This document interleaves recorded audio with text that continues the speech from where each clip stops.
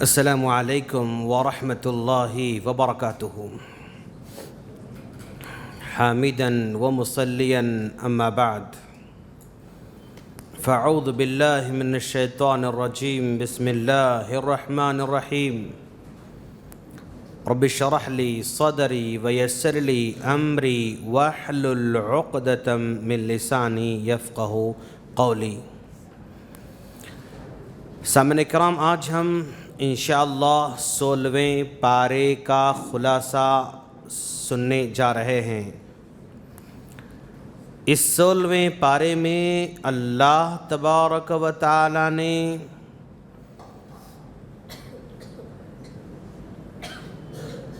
سورہ کہف کا تذکرہ فرمایا اور سورہ مریم کا تذکرہ فرمایا اور سورہ طٰہٰ کا تذکرہ فرماتا ہے۔ اس پورے 16ویں پارے میں 3 سورتوں کا تذکرہ ہے۔ پہلے سورہ کہف کا بقیہ حصہ ہے۔ اس سورہ کہف کے بقیہ حصے میں اللہ تبارک و تعالی نے حضرت موسیٰ علیہ السلام اور حضرت خضر کے بارے میں اور اسی طرح ذوالقرنین کے بارے میں اللہ تبارک و تعالی بیان فرما رہا ہے۔ حضرت موسیٰ اور خضر، آپ سبھی جانتے ہیں کہ اللہ تبارک و تعالی نے قرآن مجید میں سب سے زیادہ اگر کسی نبی کا تفصیل کے ساتھ تذکرہ فرمایا ہے تو وہ حضرت موسیٰ علیہ السلام کا ہے۔ پورے قرآن مجید کے اندر سب سے زیادہ ڈیٹیل میں، سب سے زیادہ تفصیل میں اگر کسی نبی کا تذکرہ ملتا ہے تو وہ حضرت موسیٰ علیہ السلام کا ملتا ہے۔ ایک مرتبہ حضرت موسیٰ علیہ السلام تقریر کر رہے تھے، لوگوں کو سمجھا رہے تھے، بہت ہی بلیغ انداز سے تقریر کی، دل لوگوں کے ہل گئے، آنکھوں سے آنسو جاری ہو گئے۔ تو سامعین میں سے کسی نے کہا، اے موسیٰ، کیا اس سرزمین پر آپ سے بڑھ کر علم والے ہو سکتے ہیں؟ تو انہوں نے سیدھی سادی بات کہی کہ مجھ سے بڑھ کر علم والے تو نہیں ہیں۔ حالانکہ بات تو صحیح تھی، حضرت موسیٰ علیہ السلام نبی ہیں اور نبی سے بڑھ کر کوئی دوسرا جاننے والا ہو ہی نہیں سکتا ہے۔ اس لحاظ سے آپ نے کہا کہ مجھ سے بڑھ کر تو جاننے والا کوئی نہیں ہے۔ لیکن اللہ تبارک و تعالیٰ کو یہ کہنا بھی گوارا نہیں گزرا، حالانکہ آپ سب سے زیادہ علم والے تھے، لیکن پھر بھی آپ نے جب یہ کہہ دیا تو اللہ کو بات ناگوار گزری اور کہا، موسیٰ جاؤ، میرا اور ایک بندہ ہے جو تم سے زیادہ علم رکھنے والا ہے، اس کے پاس جا کر علم حاصل کرو۔ اب موسیٰ علیہ السلام کو اللہ تبارک و تعالی حضرت خضر کے پاس بھیج رہا ہے۔ اس سے پتہ چلا اگر علم حاصل کرنا ہے اپنے مقام کو چھوڑ کر جب تک دوسرے مقام کو نہیں جاتے بڑا علم نہیں آ سکتا ہے۔ ایک جگہ بیٹھ کر، اپنے مقام پر بیٹھ کر، اپنے سٹی میں بیٹھ کر، اپنے شہر میں بیٹھ کر کوئی بڑا علم حاصل کرنا چاہتا ہے تو کبھی بھی حاصل نہیں کر سکتا، اس کو سفر کرنا پڑے گا۔ اگر بڑا عالم بننا چاہتے ہیں تو کرنول کو چھوڑ کر کہیں دوسری جگہ پر جانا پڑے گا۔ اگر ایک بڑا ڈاکٹر بننا چاہتے ہیں تو یہاں چھوڑ کر کسی اور مقام پر جانا پڑے گا۔ یعنی کچھ بھی ہو اپنے مقام کو چھوڑ کر دوسرے مقام پر جانا پڑتا ہے، تبھی چل کر ایک بڑا عالم بن سکتا ہے اور بڑا آدمی بن سکتا ہے۔ تو اللہ تعالیٰ نے کہا، جاؤ خضر کے پاس چلے جاؤ۔ حضرت موسیٰ علیہ السلام اپنے ساتھ غلام کو یوشع بن نون کو لے لیتے ہیں اور سفر پر نکل پڑتے ہیں۔ سفر پر جاتے ہوئے توشہ بھی ساتھ میں لیتے ہیں۔ اسے پتہ چلا کہ اگر ہم کہیں سفر پر جا رہے ہیں تو اپنے ساتھ توشہ بھی لینا چاہیے، ہمارے ساتھ ہمارا ٹفن بھی ہونا چاہیے اور ہمارے ساتھ ہمارا پانی کا بوتل بھی ہونا چاہیے۔ یہ بہتر طریقہ ہے، یہی صحیح طریقہ ہے۔ اب جا رہے ہیں، اب جو ہے حضرت خضر سے جب ملاقات ہو جاتی ہے تو وہاں پر حضرت خضر نے پوچھا، آپ کون ہیں؟ تو حضرت موسیٰ علیہ السلام نے کہا، میں موسیٰ ہوں۔ تو حضرت خضر نے کہا اچھا موسیٰ بنی اسرائیل کے موسیٰ ہیں؟ کہا ہاں میں بنی اسرائیل کا موسیٰ ہوں۔ تو اس کوشچن سے، اس سوال سے یہ پتا چل رہا ہے حضرت خضر کو غیب کا علم نہیں تھا۔ اگر غیب کا علم ہوتا تو حضرت خضر موسیٰ علیہ السلام سے نام نہیں پوچھتے تھے اور نام کے بارے میں سوال نہیں کرتے تھے۔ تو پتا چلا حضرت خضر بھی غیب کا علم نہیں جانتے تھے، اللہ نے جو علم عطا کر رکھا تھا اسی میں سے جانتے تھے، اتنا ہی جانتے تھے، اس سے بڑھ کر زیادہ نہیں جانتے تھے۔ حضرت موسیٰ نے کہا میں آپ کے ساتھ علم حاصل کرنے آیا ہوں۔ تو حضرت خضر نے کہا اگر دیکھو تم اگر میرے ساتھ علم حاصل کرنے آئے ہو تو صبر کرنا پڑے گا، اگر بے صبری کرو گے نا تو میرے ساتھ زیادہ نہیں چل سکتے، آگے آگے چل کر اگر تم صبر کر سکتے ہو تو ہی میرے ساتھ رہ سکتے ہو۔ تو حضرت موسیٰ نے کہا بالکل میں صبر کرنے تیار ہوں، میں صبر کرنے تیار ہوں۔ تو اس سے دوسری بات پتہ چلی کہ اگر علم بڑے سے بڑا علم حاصل کرنا چاہتے ہیں تو ہمارے پاس صبر ہونا ضروری ہے۔ اگر صبر نہیں ہے، بے صبرے ہیں تو بڑا علم حاصل نہیں ہو سکتا ہے۔ چنانچہ حضرت خضر کے ساتھ جا رہے ہیں، چلتے چلتے یہاں پر تین باتیں پیش آتی ہیں۔ سب سے پہلے حضرت خضر موسیٰ علیہ السلام کو لے کر آگے بڑھ رہے ہیں، کشتی میں سوار ہونا پڑا۔ جب کشتی میں سوار ہونا پڑا تو کشتی میں سوار ہو گئے، کشتی دھیرے دھیرے دھیرے آگے بڑھ رہی ہے۔ اب تھوڑی دیر میں حضرت خضر نے کشتی کو عیبدار بنانا شروع کر دیا، اس کو ذرا سا توڑنا شروع کر دیا۔ تو حضرت موسیٰ بے چین ہو گئے، بھئی یہ کشتی میں آدمی ہم کو بٹھایا ہوا ہے اور نئی نئی کشتی ہے، اب یہ خضر جو ہے کشتی کو توڑ رہے ہیں، کشتی کو جو ہے اس میں عیب پیدا کر رہے ہیں۔ چنانچہ پوچھ لیا ایسا آپ کیوں کر رہے ہیں؟ فوراً خضر نے کہا دیکھا آپ نے، میں نے کہا تھا تم صبر نہیں کرو گے لہذا تم نے سوال کر لیا۔ تو موسیٰ نے کہا نہیں اب میں سوال نہیں کروں گا، اب میں صبر کروں گا، اب میں سوال نہیں کروں گا، اب میں صبر کروں گا۔ پھر آگے بڑھتے ہیں، آگے بڑھنے کے بعد وہاں پر جو ہے ایک بستی میں جو ہے داخل ہو رہے ہیں۔ جب بستی میں داخل ہوئے تو وہاں پر بہت سارے بچے کھیل کود رہے تھے۔ جب بچے کھیل کود رہے تھے اس میں سے ایک بچے کو پکڑے اور لے جا کر ذبح کر کے چھوڑا۔ جب حضرت موسیٰ نے دیکھا یہ خضر ان معصوم چھوٹے چھوٹے بچوں میں سے ایک بچے کو پکڑ کر لے جا رہے ہیں اور ذبح کر دے رہے ہیں، فوراً آپ نے کہا آپ نے ایک معصوم بچے کو ذبح کر دیا، قتل کر دیا، ایسا آپ نے کیوں کیا؟ حضرت خضر نے کہا دیکھا تم نے، پھر تم صبر نہیں کر رہے ہو، میں نے کہا تھا تم صبر نہیں کر سکو گے۔ کہا کہ اب تو میں سوال نہیں کروں گا، اگر پھر دوبارہ سوال کروں گا نا پھر مجھے چھوڑ دینا۔ اب پھر آگے بڑھتے ہیں، آگے بڑھنے کے بعد اور ایک بستی میں جا رہے ہیں اور جو ہے اس وقت ان کو بھوک لگی تھی، پیاس لگی تھی۔ حضرت موسیٰ اور خضر نے اس بستی والوں سے کھانا پانی مانگا تو بستی والوں نے دینے سے انکار کر دیا۔ جب دینے سے انکار کر دیا مایوس ہو جاتے ہیں، آگے بڑھتے رہتے ہیں، بستی سے باہر نکلنا چاہتے ہیں، ایک گھر دیکھا، گھر کی دیوار گرنے والی ہے، گھر کی دیوار گرنے والی ہے۔ تو حضرت خضر نے فوراً گھر کی دیوار کو گرا دیا اور پھر نئی دیوار بنانا شروع کر دیا، اچھی دیوار بنانا شروع کر دیا۔ تو حضرت موسیٰ نے کہا خضر ہاں یہ بستی والی اتنے بدماش لوگ ہیں، اتنے نامراد لوگ ہیں، ہم مہمانوں کو تھوڑا کھانا نہیں کھلا سکے، ہم مسافروں کو تھوڑا پانی نہیں پلا سکے، ایسے لوگوں کی دیوار کیوں بنا رہے ہیں؟ اگر بنا رہے ہیں تو اس کی مزدور بھی لینا چاہیے۔ تو حضرت موسیٰ نے کہا دیکھا تم صبر نہیں کر سکتے تھے، میں بولا تھا لیکن پھر تم نے سوال کیا، اب تمہارا اور میرا کوئی تعلق نہیں، جدائی کا وقت آ چکا ہے، اب تمہیں چلے جانا پڑے گا۔ اور پھر کہا تم جاتے جاتے پہلا واقعہ تم نے دیکھا، دوسرا واقعہ تم نے دیکھا، تیسرا واقعہ تم نے دیکھا، اس کی وجہ بھی جانتے چلے جاؤ، اس کا ریزن معلوم کرتے جاؤ۔ پہلے میں نے کشتی کو عیبدار بنایا تھا، اس کو میں توڑنے کی کوشش کی تھی، اس لیے ایسا کیا تھا۔ اس کے بعد میں ایک مقام آنے والا تھا، اس مقام کا بادشاہ جو بھی نئی نئی کشتی دیکھتا وہ حملہ کر کے لے لیتا تھا اور غصب کر کے لے لیتا تھا۔ اگر کوئی کشتی تھوڑا سا ٹوٹی ہوئی ہے، پھوٹی ہوئی ہے، عیب اس میں پیدا ہوا ہے تو وہ چھوڑ دیتا تھا۔ تو تو میں نے چاہا اس ملاح کی کشتی محفوظ رہے، اس غریب کی کشتی محفوظ رہے، اس مسکین کی کشتی محفوظ رہے، اسی لیے اس کو میں نے عیبدار بنایا تاکہ آگے چل کر وہ کشتی چھین نہ لی جائے۔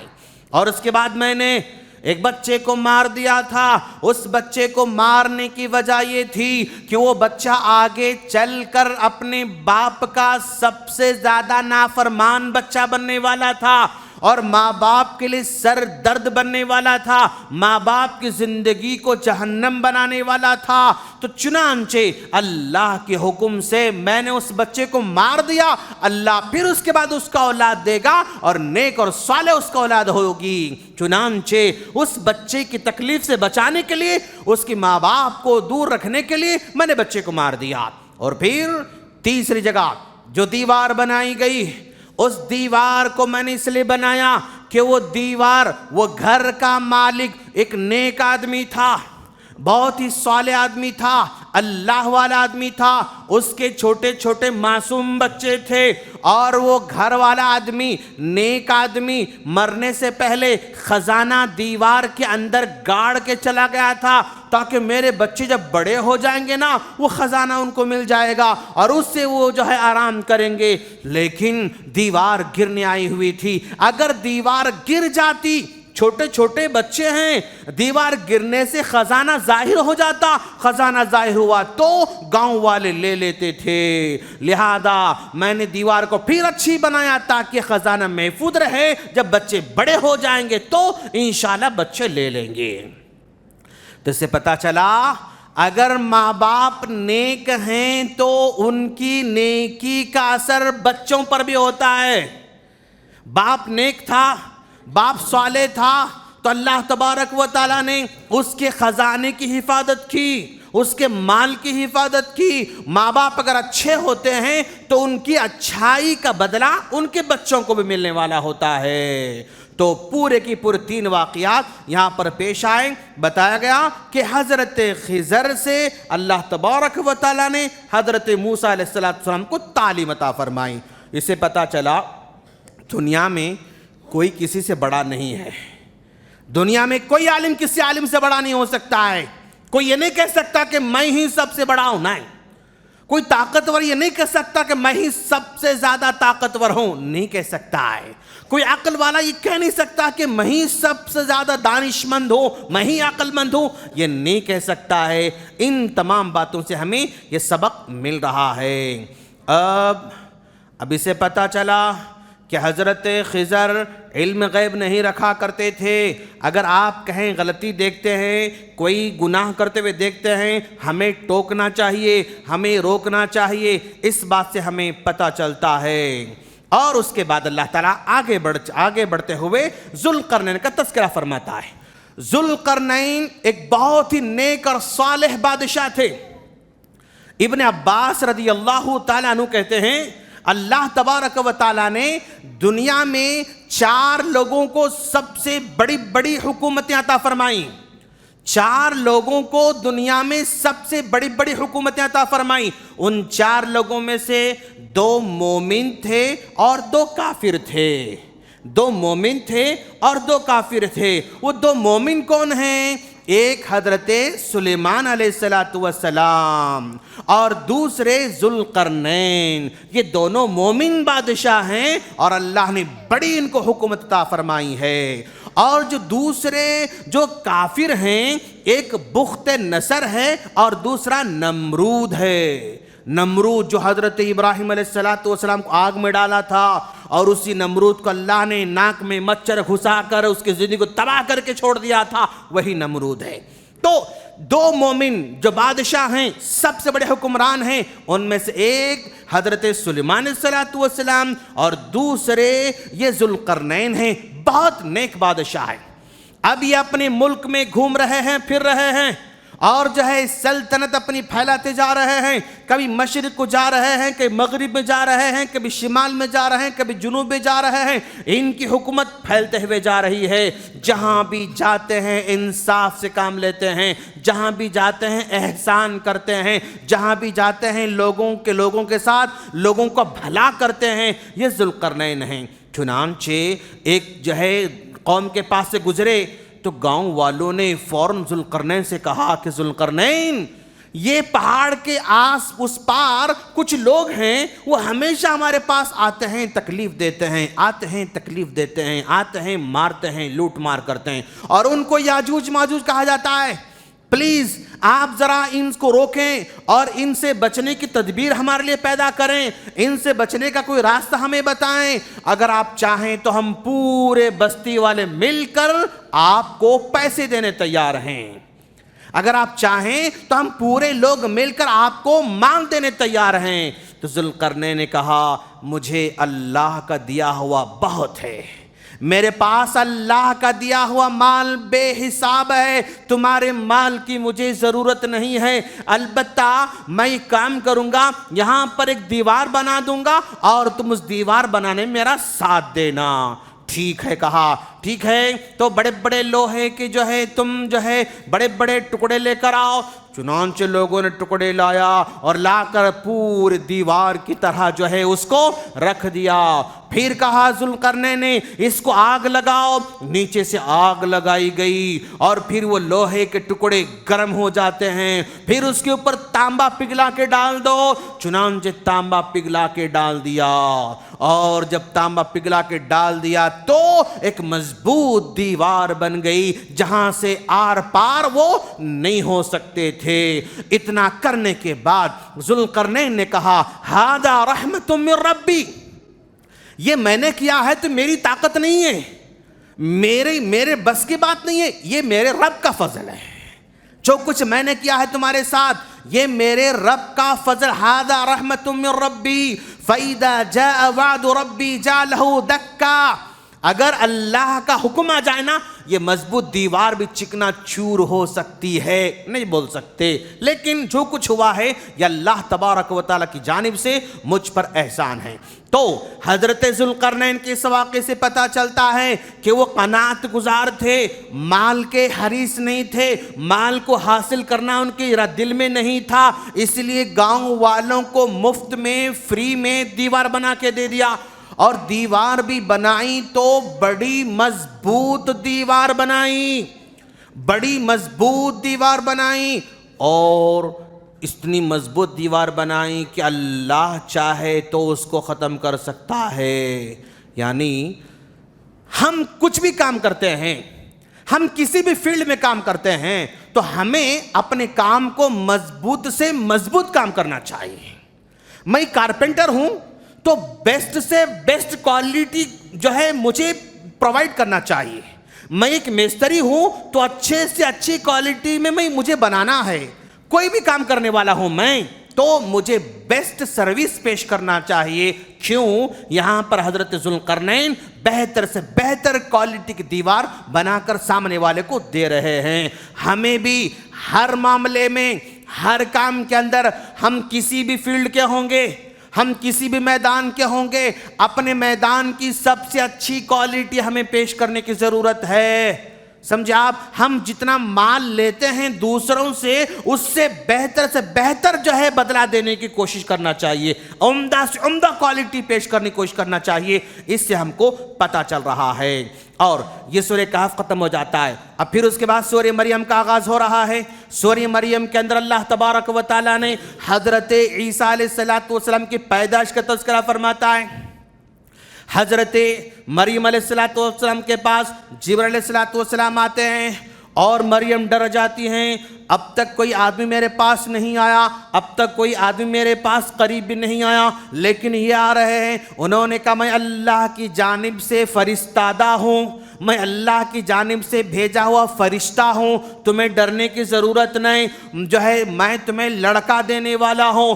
تو انہوں نے کہا اب تک کسی آدمی نے میرے ساتھ کوئی برائی نہیں کی، نہ ہی میں نے نکاح کیا ہے، مجھے لڑکا کیسے ہو سکتا ہے، مجھے اولاد کیسے ہو سکتی ہے؟ کہا یہ اللہ تبارک و تعالیٰ کا حکم ہے، یہ اللہ کی مرضی ہے، اور اللہ کے پاس کوئی مشکل بات نہیں ہے۔ چنانچہ پھونک ماری انہوں نے تو حضرت مریم علیہ السلام حاملہ ہوتی جا رہی ہیں، دھیرے دھیرے دھیرے حمل بڑھتے جا رہا ہے۔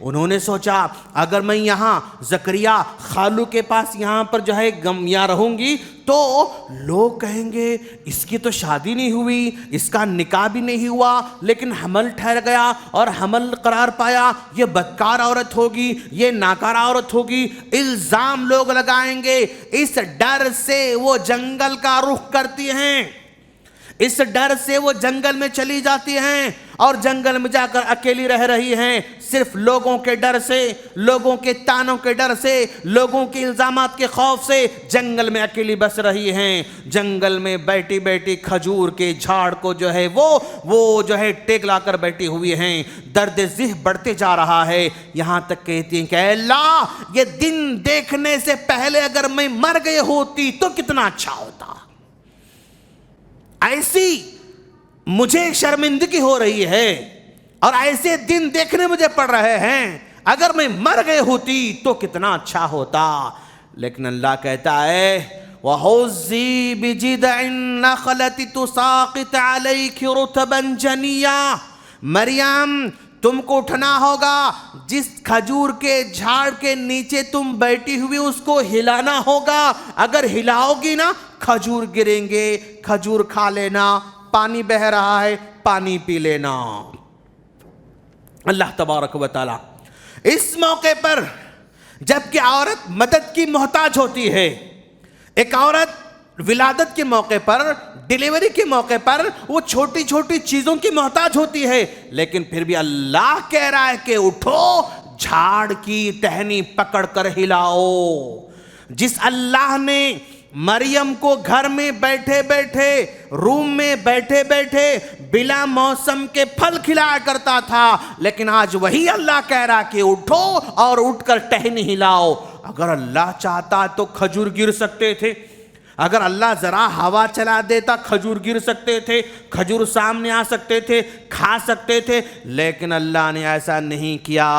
اللہ یہ بتانا چاہتا ہے کہ اس موقع پر یہ جو ہے یعنی ڈیلیوری کے موقع پر اور اسی طرح اس سے پہلے بھی عورت کو مضبوط رہنا چاہیے، عورت کو مضبوط رہنا چاہیے۔ جو عورت حمل کی حالت میں کام کرتی ہے، جھاڑو دیتی ہے، اٹھتی ہے، بیٹھتی ہے، چلتی ہے، پھرتی ہے، اس کی ڈیلیوری آسانی سے ہو جاتی ہے۔ اللہ چاہتا ہے کہ ان کی ڈیلیوری آسانی سے ہو، اس لیے محنت کرنے کا حکم دے رہا ہے، محنت کرنے کا آرڈر دے رہا ہے۔ اگر یہ محنت نہیں کرتی ڈیلیوری مشکل ہو جاتی، پرابلم میں ہو جاتا، مشکل جو ہے تکلیف ہو جاتی۔ اللہ ان کو تکلیف بچانے کے لیے ایک چھوٹی ان کو تکلیف ان کو دے رہا ہے۔ اور پھر لوگ حضرت عیسیٰ علیہ السلام کی پیدائش 25 دسمبر کو مناتے ہیں نا بھائی، 25 دسمبر کو کرسمس ڈے بناتے ہیں، یعنی 25 دسمبر کو حضرت عیسیٰ علیہ السلام کی پیدائش کا دن سمجھتے ہیں، جبکہ وہ ٹوٹلی غلط ہے، وہ ٹوٹلی غلط ہے۔ کیوں؟ جب حضرت عیسیٰ علیہ السلام کی یہاں پر پیدائش ہو رہی ہے، اس وقت جو ہے کھجور کے پکنے کا موسم تھا، کھجور جھاڑوں پر پکے ہوئے تھے۔ دسمبر کے مہینے میں سردی کا مہینہ ہوتا ہے اور سردی کے مہینے میں کھجور نہیں پکتے ہیں، گرمی کے موسم میں کھجور پکتے ہیں۔ اللہ کھجور کو ہلا کر کھجور کو توڑنے کا حکم دے رہا ہے، اور کھجور پکے ہوئے تھے تو گویا وہ سردی کا موسم نہیں تھا، گرمی کا موسم تھا۔ جب گرمی کا موسم تھا تو وہاں پر دسمبر نہیں تھا، تو اسے پتا چلا کہ دسمبر کے مہینے میں ہیپی کرسمس ڈے جو مناتے ہیں وہ باطل ہے، اس کی کوئی بیس نہیں ہے۔ تو اس طرح یہ عیسیٰ علیہ السلام کی پیدائش ہو جاتی ہے۔ جب پیدائش ہوئی تو وہ لے کر اپنے گھر کو آتی ہیں، جب گھر کو آئی تو لوگوں نے کہا یا اخت ہارون ما کان ابوک امرأ سوء وما کانت امک سویہ، اے مریم تمہارا باپ بھی ایسا نہیں تھا، تمہاری ماں بھی ایسی نہیں تھی، تمہارے خاندان میں کوئی ایسی برائی کرنے والے نہیں تھے، پھر بلا باپ کے بلا شوہر کے بچہ کیسے آ گیا؟ یہ بلا شوہر کے یہ بچہ کیسے ہوا؟ فَأَشَارَتْ إِلَيْهِ مریم علیہ السلام نے کچھ نہیں کہا، بس انہوں نے اشارہ کیا. قَالُوا كَيْفَ نُكَلِّمُ مَنْ كَانَ فِي الْمَهْدِ صَبِيًّا. لوگوں نے کہا مریم یہ چھوٹا سا بچہ ہے، جھولے میں سو رہا ہے، تم کہہ رہی ہو کہ بچے سے پوچھو، یہ بچہ کیسے بات کر سکتا ہے؟ یہ بچہ تو بات نہیں کر سکتا. قَالَ هُوَ مِنْ عِنْدِ اللَّهِ. کہا یہ تو میں اللہ کے جانب سے ہوں، ہاں میں اللہ کے جانب سے ہوں، اور اللہ نے مجھے جو ہے دنیا کے اندر بھیجا ہے. آتانی الکتاب وجعلنی نبیا. مجھے اللہ نے کتاب دے رکھا ہے اور مجھے نبی بھی بنایا ہے. یہ جھولے میں پلنے والا بچہ جواب دے رہا ہے کہ تم میری ماں پر الزام نہ لگانا، تم میری ماں پر بہتان نہ لگانا، میں اللہ کی جانب سے بھیجا گیا ہوں اور اللہ مجھے نبی بنانے والا ہے، اللہ مجھے کتاب دینے والا ہے، اور جب تک رہوں گا میں جو ہے اللہ کا بندہ بن کر رہوں گا. اس سے پتہ چلا اللہ تبارک و تعالی جو چاہے کر سکتا ہے، اس کے لیے کوئی جو ہے ہاں وہ عمومی قاعدے کو برقرار رکھتا ہے، لیکن کبھی کبھی قاعدے کے خلاف بھی جو ہے کسی کو پیدا کرتا ہے. آدم علیہ السلام کو پیدا کیا تو بلا ماں کے پیدا کیا، حضرت عیسیٰ علیہ السلام کو پیدا کیا تو بلا باپ کے پیدا کیا. سمجھے آپ؟ ہاں بلا باپ کے پیدا کیا. اس طرح اللہ جس کو چاہے کچھ بھی پیدا کر سکتا ہے، کچھ بھی پیدا کر سکتا ہے. تو سورہ مریم کے اندر آگے بڑھتے بڑھتے حضرت مریم کی جو ہے ولادت کے بعد اللہ تعالیٰ پھر حضرت ابراہیم علیہ السلام تذکرہ فرماتا ہے. مریم علیہ السلام کا تذکرہ ہوا، آگے بڑھتے بڑھتے پھر ابراہیم علیہ السلام کا تذکرہ آتا ہے. ابراہیم علیہ السلام نے اپنی ابو کو نصیحت کیا. انہوں نے سب سے پہلے کیا نصیحت کی؟ اذ قال لأبيه يا أبت لم تعبد ما لا يسمع ولا يبصر ولا يغني عنك شيئا. اے ابو جان آپ اس کی عبادت کر رہے ہو جو نہ سنتا ہے نہ دیکھتا ہے نہ ہی کسی چیز سے بے نیاز ہے. وہ تمہیں کچھ دے بھی نہیں سکتا، وہ سن بھی نہیں سکتا، وہ دیکھ بھی نہیں سکتا، آپ اس کی عبادت کیوں کر رہے ہیں؟ ابراہیم علیہ السلام نے دنیا والوں کو سمجھانے سے پہلے اپنے باپ کو سمجھایا، دنیا والوں کو سمجھانے سے پہلے اپنی ماں کو سمجھایا. تو ہمیں دوسروں کو بولنے سے پہلے اپنے پریوار کی فکر کرنا چاہیے، دوسروں کو سمجھانے سے پہلے اپنے گھر کی اصلاح کرنا چاہیے. اللہ کے رسول صلی اللہ علیہ وسلم بھی جب نبی بنے اپنے گھر والوں کو ڈرایا. وَأَنذِرْ عَشِيرَتَكَ الْأَقْرَبِينَ. اے محمد اپنے گھر والوں کو رشتہ داروں کو پہلے ڈراؤ. پہاڑی پر چڑھ گئے اور پہاڑی پر چڑھ کر سب کو بلایا، کہا جو ہے ہاں تم تمام سے میں کہہ رہا ہوں کہ اللہ کا نبی بنا کر بھیجا گیا ہوں. یاد رکھنا تم کو جو ہے ہاں اگر کوئی شرک پر رہتا ہے تو کوئی بچانے والا نہیں. تو سب سے پہلے انہیں اپنے گھر والوں کو ڈرایا. اللہ کے رسول نے گھر والوں کو بلایا، ابراہیم علیہ السلام نے اپنے گھر والوں کو بلایا. تو دعوتی کام اپنے گھر والوں سے شروع کرنا چاہیے. اور پھر کیا بات معلوم ہوتی ہے؟ اس سے یہ بھی بات پتہ چلتی ہے کہ اگر ہمارے گھر میں غلطی ہے تو غلطی کو نظر انداز نہیں کرنا چاہیے، غلطی کو نظر انداز نہیں کرنا چاہیے. عام طور پر جنرل دیکھو آپ، یہ میاں ہے، یہ بیوی ہے، اس کی ماں ہے، اس کا باپ ہے، سمجھے آپ؟ اماں کتنی بھی غلطی کرو انہیں کچھ نہیں بولتا، اپنی بیوی کچھ بولتے رہتا، تو چپ بیٹھ، تجھے نہیں معلوم، ایسا نہیں معلوم، ایسا نہیں معلوم. اپنی اماں کی غلطی کبھی نہیں بولتا بیچارہ، اپنے باپ کی غلطی کو کبھی نہیں بولتا بیچارہ. اپنی بیوی کو ہی دبانا چاہتا ہے، اپنی بیوی کو ہی صبر کرنا چاہتا ہے، اپنی بیوی کو ہی چپ کرنا چاہتا ہے. حالانکہ اگر باپ کی غلطی ہو تو باپ سے کہا جائے کہ ابو آپ کس معاملے میں غلطی ہے. اگر ماں کی غلطی ہے تو ماں کو سمجھانا ہوگا امی اس معاملے میں آپ کی غلطی ہے، اس کی غلطی نہیں ہے. لیکن لوگ اپنی ماں کی غلطی کو تسلیم کرنا نہیں چاہتے ہیں، اپنے بھائی کی غلطی کو تسلیم کرنا نہیں چاہتے ہیں، اپنی بہن کی غلطی کو تسلیم کرنا نہیں چاہتے ہیں، اپنے باپ کی غلطی تسلیم نہیں کرنا چاہتے ہیں، اپنی غلطی تسلیم نہیں کرنا چاہتے، صرف دوسروں کی غلطی کی نشاندہی کرنا چاہتے ہیں، ہے نا؟ بہن کتنا ستاتی ہے، لیکن پھر بھی ہم بہن کچھ نہیں بولتے ہیں۔ ماں جو ہے اٹھے بیٹھے تانے دیتے رہتی ہے، لیکن ماں کو ہم کچھ نہیں کہتے ہیں۔ ہم یہ نہیں کہتے کہ ماں سے لڑو، ہم یہ نہیں کہتے کہ ماں سے جھگڑو، لیکن جیسے یہاں ابراہیم علیہ السلام محبت سے سمجھا رہے ہیں، یا ابتی یا ابتی یا ابتی یا ابتی، 5 مرتبہ اے میرے ابو اے میرے ابو اے میرے ابو کہتے ہوئے وہ سمجھاتے ہیں۔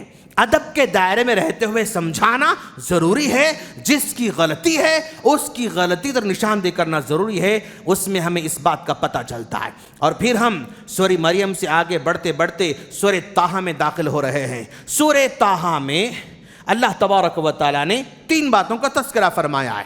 پہلی بات، اللہ تبارک و تعالیٰ نے پیارے نبی صلی اللہ علیہ وسلم کو اس بات کی تسلی دی، اے نبی آپ لوگوں کو سمجھا رہے ہیں، دعوت دے رہے ہیں، اصلاح کر رہے ہیں، آپ کو اس بات کی تکلیف ہو رہی ہے کہ لوگ آپ کی بات نہیں مانتے، لوگ آپ پر ایمان نہیں لا رہے ہیں، آپ اپنے آپ کو ہلکان میں ڈال رہے ہیں، تکلیف میں آ رہے ہیں۔ اتنی تکلیف میں آنے کی ضرورت نہیں، آپ کا کام صرف پہنچا دینا ہے، لوگوں کو سمجھا دینا ہے، لوگوں کو بتا دینا ہے۔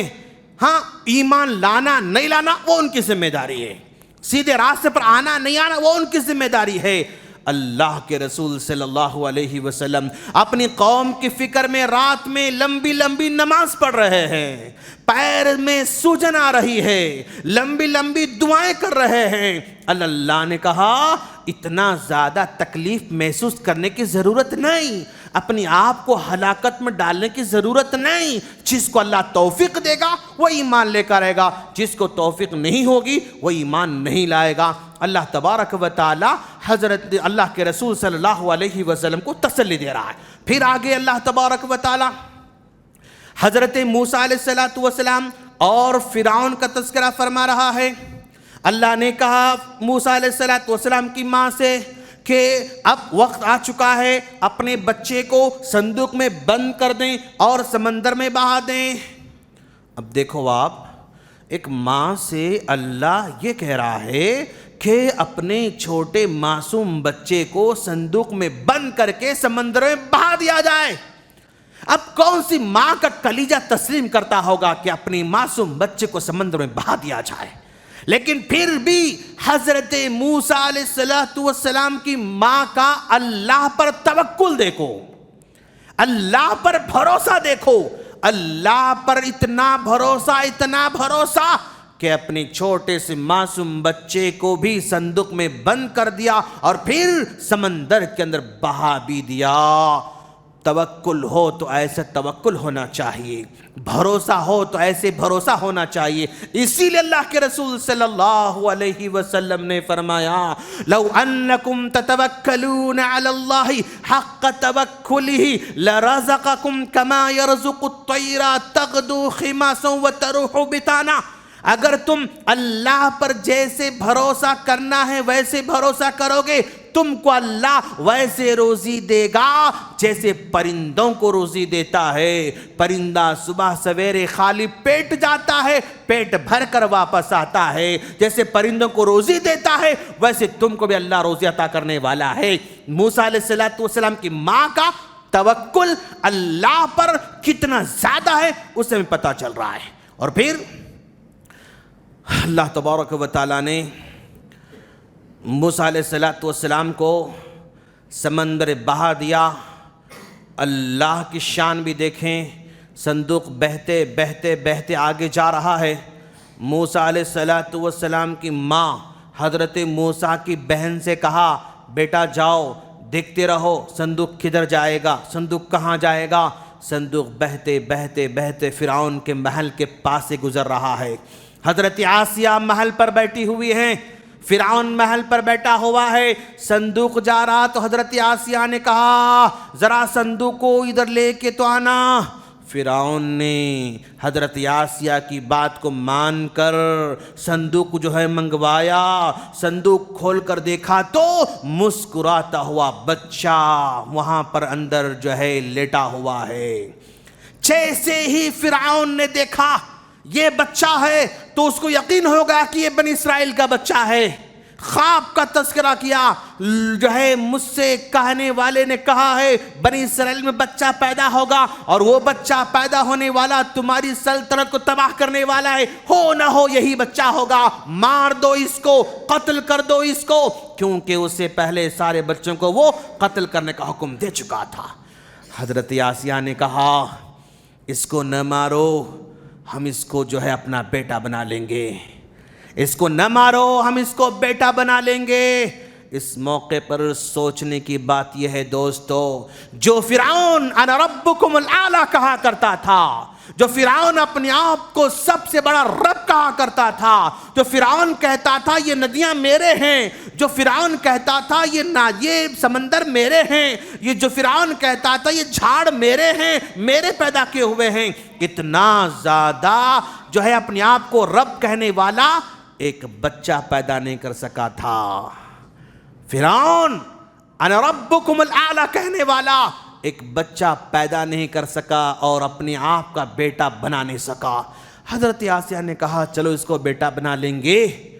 اور اس موقع پر اور ایک بات غور کرنے کی ہے، جس فرعون نے حضرت آسیہ کو مارا کرتا تھا، پیٹا کرتا تھا اور جو ہاتھوں میں میخ مارا کرتا تھا، تکلیف دیا کرتا تھا اور جانی دشمن کی طرح معاملہ کرتا تھا، اتنا سختی سے معاملہ کرنے والا فرعون بھی اپنی بیوی کے بات ماننے پر مجبور ہو جاتا ہے، اپنی بیوی کی بات ماننے پر مجبور ہو جاتا ہے۔ اس سے پتہ چلا کہ بیویاں اگر چاہیں اپنے شوہروں کی اصلاح کر سکتی ہیں۔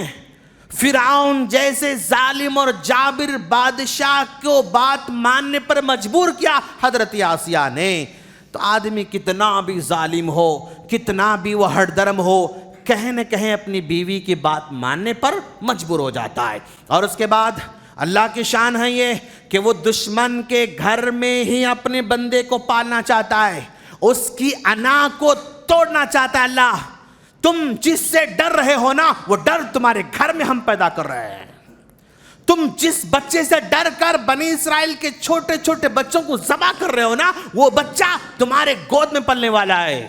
یہ اللہ کی شان ہے۔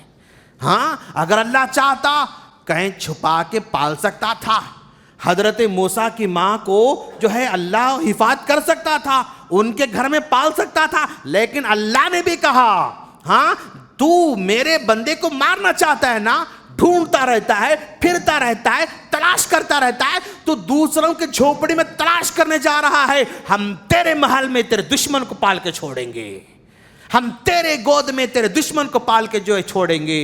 اللہ کی شان ہے۔ موسیٰ علیہ السلام بادشاہ کے گھر میں پل رہے ہیں، ہاں، اور پھر اپنی ماں کا دودھ پی رہے ہیں، کسی کا دودھ نہیں پیا۔ تو جس بہن ڈھونڈتے ڈھونڈتے آئی تھی اس نے کہا میں ایک عورت کو جانتی ہوں، شاید وہ اس کا دودھ پی لے گا۔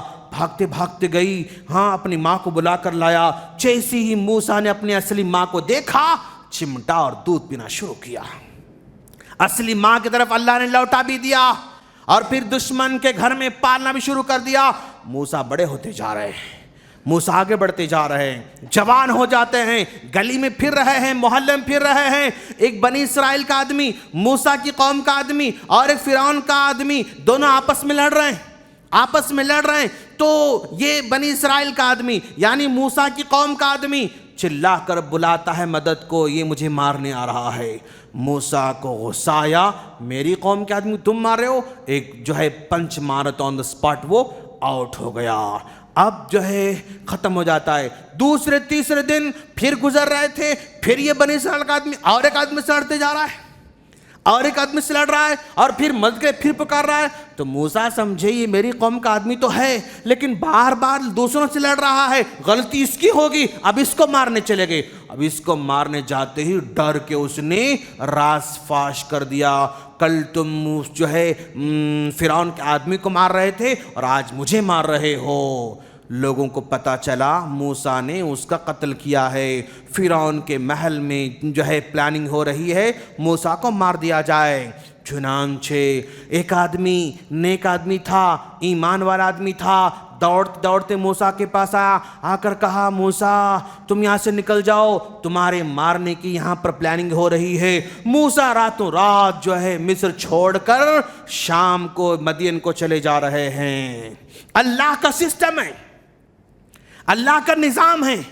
اب موسیٰ علیہ السلام کو نبی کے لیے نبی بنانے کے لیے تیاری کرنا ہے، نبوت دینا ہے۔ یہ نبوت بادشاہ کے محل میں رہتے ہوئے تربیت نہیں ہو سکتی ہے، کھا پی کر مست آرام میں رہ کر تربیت نہیں ہو سکتی ہے، یہاں پر جو ہے ایمان کی حفاظت نہیں ہو سکتی ہے۔ اللہ یہاں سے نکالنا چاہتا ہے، موسیٰ علیہ السلام کو لے کر جا رہا ہے۔ کہاں؟ مدین کو لے کر جاتا ہے۔ کس کے پاس؟ کس کی تربیت میں؟ شعیب علیہ السلام کی تربیت موسیٰ علیہ السلام کو لے کر جاتا ہے۔ شعیب علیہ السلام کی بستی میں چلے گئے، دیکھا بھوک لگی ہے، دیکھا پیاس لگی ہے، کنواں ہے، لوگ اپنی بکریوں کو پانی پلا رہے ہیں، آ رہے ہیں پانی پلا رہے ہیں، آ رہے ہیں پانی پلا رہے ہیں۔ کچھ دو بچیاں وہاں کھڑی ہوئی ہیں، اپنی بکریوں کو لے کر کھڑی ہوئی ہیں، ڈری ہوئی ہیں، سہمی ہوئی ہیں۔ انہوں نے پوچھا کیا ماجرا ہے، سب لوگ پانی پلا رہے ہیں تم کیوں نہیں پلا رہے ہو؟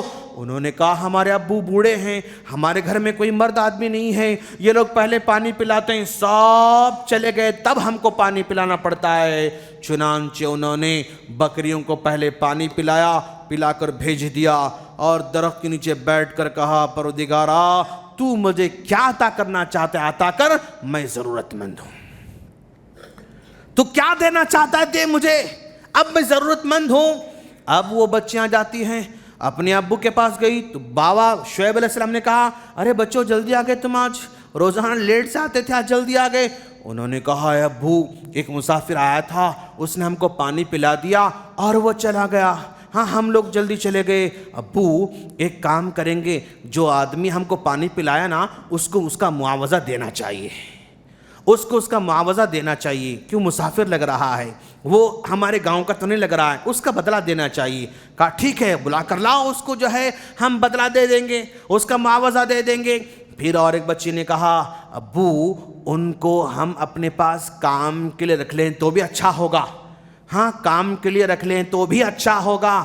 چنانچہ اتنا کہہ کر وہ پھر موسیٰ علیہ السلام بلانے آتی ہیں اور موسیٰ علیہ السلام کہتے ہیں ٹھیک ہے ہم آپ کے پاس آئیں گے لیکن تم لوگ آگے آگے نہیں چلنا، میں آگے آگے چلوں گا۔ تم آگے آگے چلے گئے، میں تمہارے پیچھے پیچھے گیا، لوگ شک کریں گے، لوگ مجھ پر شک کریں گے، میں نہیں چاہتا اس طرح شک ہو جائے، میں آگے آگے چلتے رہتا ہوں، اگر رائٹ مڑنا ہے تو پیچھے سے بولنا رائٹ لیفٹ بولتے رہنا، میں چلتے رہوں گا۔ چنانچہ اس طرح وہ آگے آگے گھر پہنچتے ہیں اور اپنے ابو کے سامنے بٹھا دیا۔ بچوں نے کہا ابو جان بہت ہی نیک آدمی ہیں، بہت ہی ایماندار آدمی ہیں، بہت ہی طاقتور آدمی ہیں، اس کو اب تو ضرور ہمارے پاس کام کے لیے رکھ لینا چاہیے۔ بیٹیوں نے دو صفتیں بیان فرمائیں، جس کو ہم کام کے لیے رکھ رہے ہیں اس میں دو صفتیں ہیں، ایک طاقتور ہے، دوسرا امانت دار ہے۔ امانت داری کی طاقت کو دیکھا، سب کو ہٹا کر ہمارے بکریوں کو پانی پلایا، طاقت ظاہر ہوئی۔ امانت داری یہ ظاہر ہوئی، وہ خود آگے آگے چلا کرتا تھا اور ہم کو پیچھے پیچھے چلنے کے لیے کہا۔ اگر وہ امانت دار نہ ہوتا تو ہم کو آگے آگے چلاتا، پیچھے خود ہم کو دیکھتے دیکھتے چل سکتا تھا، ایسا نہیں کیا۔ اس سے پتا چلا آپ جس کو بھی اپنے پاس ایمپلائی رکھنا چاہتے ہیں، دکان میں کام کرنے والے کو رکھنا چاہتے ہیں، کسی سے کام لینا چاہتے ہیں، تو آدمی کے اندر دو صفتیں ہے کیا نہیں دیکھنا۔ اگر طاقتور ہے، امانت دار ہے، وہ آپ کے لیے کامیاب جو ہے امپلائی بنے گا اور جو ہے فائدہ مند امپلائی بنے گا۔ اگر وہ طاقتور ہے، امانت دار نہیں ہے، پھر آپ کو لاس کر سکتا ہے۔ امانت دار بہت ہے، طاقتور ہی نہیں بیچارہ، طاقت ہی نہیں تو بھی آپ کے کچھ کام کا نہیں ہو سکتا۔ طاقتور بھی ہونا چاہیے، امانت دار بھی ہونا چاہیے۔ اور پھر 8 سال تک حضرت موسیٰ علیہ السلام بکریاں چرا رہے ہیں حضرت شعیب علیہ السلام کے پاس۔ اللہ کا سسٹم ہے، نبی بنانا تھا، اللہ نے شعیب علیہ السلام کی تربیت میں رکھا، 8 سال تک بکریاں چراتے رہو، کیوں آگے چل کر لوگوں کو چرانا ہے، پہلے بکریوں کو چرا کے تم ذرا جو ہے پریکٹس کر لو اور رحم کرنا، احسان کرنا، نرمی کرنا سیکھ لو۔ تو وہاں پر اللہ نے لگا دیا، اور پھر اس کے بعد وہاں سے کام کر کے واپس لوٹ کر آ رہے ہیں، اپنی بیوی کو لے کر آ رہے ہیں۔ شعیب علیہ السلام نے شادی بھی کر دی، ان کی نکاح بھی کر دیا، حضرت موسیٰ علیہ السلام گھر داماد بن گئے۔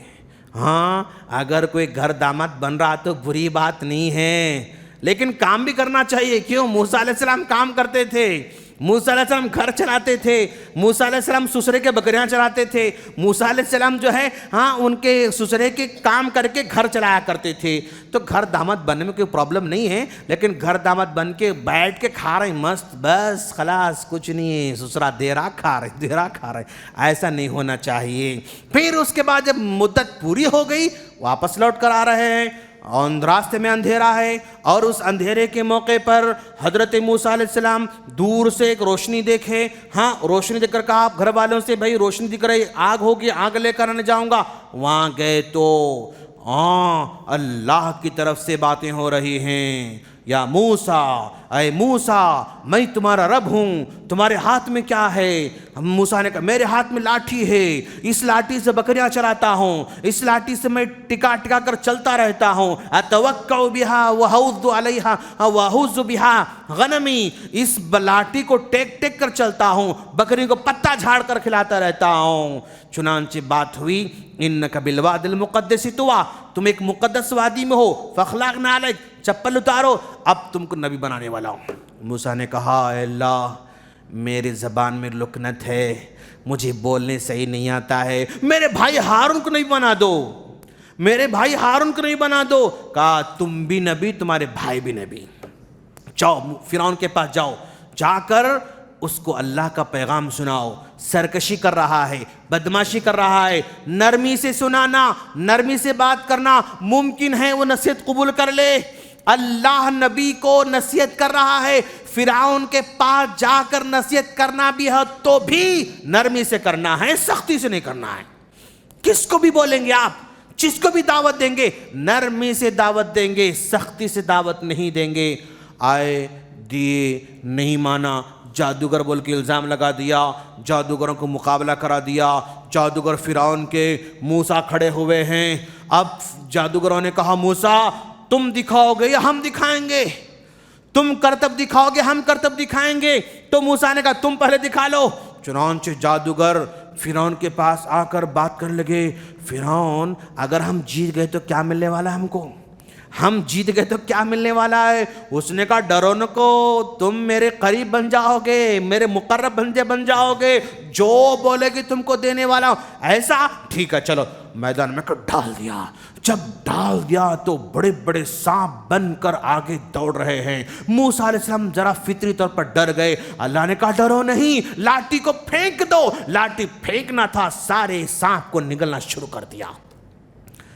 سارے سانپوں کو نگلتے ہوئے جادوگروں نے دیکھا تو جادوگروں نے کہا ہم موسیٰ پر ایمان لے کر آ رہے ہیں۔ جادوگر جانتے تھے کہ ہم جادو کرنے والے ہیں اور ہمارے جادو کا کوئی توڑ نہیں، اگر یہ توڑ ہے تو یہ جادوگر نہیں ہو سکتا، یہ نبی ہوگا۔ ایمان لے کر آتے ہیں۔ فرعون نے کہا تم ایمان لے کر آ رہے ہو؟ کس کو پوچھ کر ایمان لے کر آ رہے ہو؟ اگر تم میری بات نہیں مانو گے، میری پرمیشن کے بغیر ایمان لے کر آؤ گے، سیدھا ہاتھ کاٹوں گا، بایاں پیر کاٹوں گا، بایاں ہاتھ کاٹوں گا، سیدھا پیر کاٹوں گا اور سولی پر چڑھا دوں گا۔ جادوگروں نے کہا کیا کر سکتے ہو کر لو، کیا کر سکتے ہو کر لو۔ ہم اب موسیٰ علیہ السلام پر ایمان لا چکے ہیں، موسیٰ کے پاس ایمان لے کر آ گئے۔ دیکھو آپ، چھوٹی سی بات ہے، سوچنے کی بات ہے۔ کفر کی حالت میں تھے تو اپنے جادوگری کا معاوضہ مانگ رہے تھے، کیا ملنے والا، کیا ملنے والا، کیا ملنے والا۔ جب ایمان لے کر آئے اسی لمحہ موسیٰ سے نہیں کہا کہ موسیٰ تم ہم کو کیا دینے والے ہو۔ ایمان، ایمان دنیا کی محبت کو ختم کر دیتا ہے، دنیا کی لالچ کو ختم کر کے چھوڑ دیتا ہے، دنیا کے مال و دولت کی حرص کو ختم کر کے چھوڑ دیتا ہے۔ ایک لمحہ پہلے فرعون سے پیسوں کا ڈیل کرنے والے لوگ ایمان لے کر آتے ہیں تو موسیٰ علیہ السلام کے ساتھ مل جاتے ہیں، تو پیسے تو دور کی بات، جان بھی قربان کرنے تیار ہو رہے ہیں، جان بھی دینے تیار ہو جا رہے ہیں۔ پھر اس کے بعد موسیٰ علیہ السلام آگے چل کر اپنی قوم کو لے کر جاتے ہیں، رات میں لے کر نکل گئے، صبح فرعون کو معلوم ہوا، موسیٰ لے کے نکل گئے، پیچھے پیچھے جا رہا ہے، سمندر آ رہا ہے۔ موسیٰ کی قوم نے کہا موسیٰ تمہارے آنے سے پہلے بھی ہم تکلیف میں تھے۔ کیسی قوم دیکھو آپ، موسیٰ تمہارے آنے سے پہلے ہم کو تکلیف تھی، تمہارے آنے کے بعد بھی تکلیف ہے، اب یہاں لے کر یہاں بھی تکلیف ہے، پیچھے فرعون ہے، سامنے سمندر ہے۔ تو کہا میرا رب ان قریب مجھے ہدایت دینے والا ہے۔ لاٹھی کو سمندر پر مار دیا تو سمندر دو ٹکڑے میں پھیل گیا، راستہ بن گیا، نکل گئے۔ آیا فرعون پیچھے سے، کہا دیکھو یہ میرا سمندر ہے، میری بات سنتا ہے، میرے لیے راستہ پیدا کیا ہوا، چلو۔ چلے گئے، چلے 20 سمندر میں جاتا ہے تو پانی کو ملنے کا حکم دیا جا رہا ہے۔ پوری فوج ڈوب رہی ہے، چیخ رہی ہے، چلا رہی ہے۔ ادھر سے فرعون کہتا آمنت برب موسیٰ و ہارون، لوگوں میں موسیٰ اور ہارون کے رب پر ایمان لے کر آ رہا ہوں۔ تو اللہ کہتا الآن وقد عصیت امری، اب ایمان لانے آئے ہو حالانکہ تم اس سے پہلے نافرمانی کرتے رہے۔ ڈبو دیا، ختم کر دیا اللہ تعالیٰ۔ ختم ہی نہیں کیا بلکہ سمندر نے بھی اس جسم کو قبول نہیں کیا، سمندر کے باہر لا کر اس کو ڈال دیا جاتا ہے۔ اور پھر اللہ کہتا ہے ہم تمہارے جسم کو محفوظ رکھیں گے قیامت تک تاکہ تم دوسروں کے لیے عبرت کا ذریعہ بن سکو، عبرت کا ذریعہ بن سکو۔ تو قرآن جو کچھ کہہ رہا ہے 4000 5000 سال پہلے ہوا تھا، لیکن آج فرعون کی لاش محفوظ ہے، قیامت تک محفوظ رہنے والی ہے۔ اس کو آپ کوئی دوا ڈالنے کی ضرورت نہیں، کیمیکل ڈالنے کی ضرورت نہیں، اللہ نے کہا محفوظ رکھیں گے، اب محفوظ رہے گی، کیمیکل کی ضرورت نہیں، کانچ میں بند کر کے رکھنے کی ضرورت نہیں، کچھ بھی رکھو وہ محفوظ رہنے والی ہے۔ پتہ چلتا ہے ہاں آخری مومنٹ پر کوئی آدمی ایمان لانا چاہتا ہے، اس کا ایمان قابل قبول نہیں ہو سکتا ہے، کتنا بھی سرکش ہو، اللہ اس کی سرکشی کو مٹانے والا ہے، اللہ اس کی سرکشی کو تباہ کرنے والا ہے۔ اور پھر آگے چل کر اللہ نے حضرت آدم علیہ السلام قصہ بیان فرمایا، آدم جنت میں چلے گئے، پیچھے سے ابلیس آ کر گمراہ کیا اور بہکایا فلاں کر کے جنت سے نکال کر باہر کر دیا، اور آدم علیہ السلام توبہ کر لی، اللہ نے توبہ قبول کیا، ابلیس نے توبہ نہیں کیا، وہ ہمیشہ ہمیشہ کے جہنم میں چلا گیا۔ غلطی ہوتی ہے، قبول کرنا یہ سچے آدم علیہ السلام کی صفت ہے، غلطی کرنے کے بعد تسلیم نہ کرنا یہ ابلیس کی علامت ہے۔ اس طرح یہ ہمارا پارہ ختم ہونے جا رہا ہے۔ ہم اللہ سے دعا کرتے ہیں اللہ تعالی ہم تمام کو سننے سے بڑھ کر عمل کی توفیق عطا فرمائیں، آمین۔ السلام علیکم ورحمۃ اللہ وبرکاتہ۔